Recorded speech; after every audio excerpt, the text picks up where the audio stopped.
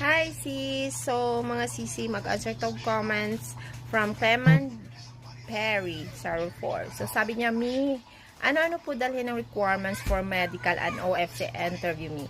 So, sa ano naman guys, sa medical requirements, ang kailangan mo lang dalhin is yung passport original mo, bio-page passport, tapos select appointment, o select confirmation, tapos DS-160, at saka yung NVC letter guys, at saka COVID vaccine certificate.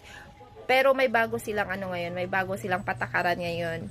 Effective nung March 17, hindi na sila hihingi ng COVID vaccine certification. Pero kung meron naman na kayo, dalhin nyo na lang din para hindi na kayo kukulitin or what. Pero dalhin nyo na lang din. Pero kung wala, pwede kayong pumunta doon na wala yun. Tapos, oo, yung bayad mo, of course, cash, na 28,650 ba yun? Yeah, correct me if I'm wrong. Pero yes, dalhin mo cash. Kasi, parang hindi ata sila tumatanggap ng hindi cash. Kailangan cash yung ibabayad mo doon. Tapos, sa naman sa UFC interview or sa interview na doon sa USEM, ang kailangan mo is yung DS-160 na completed.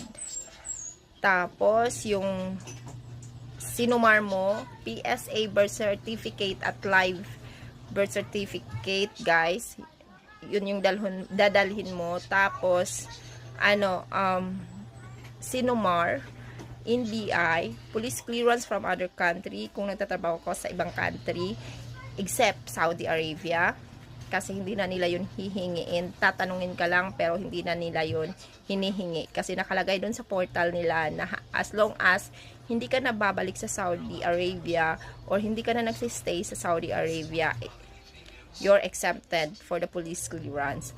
And then next is 2x2. Dalawang 2x2 picture mo.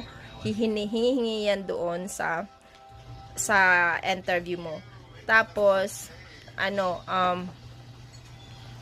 yung brown envelope from medicals, mga sisi. Meron iba hinihingian nun. Ay, merong iba walang ganun, pero usually meron talagang ganun. So, ibibigay mo doon sa interview mo. Tapos, pa yun?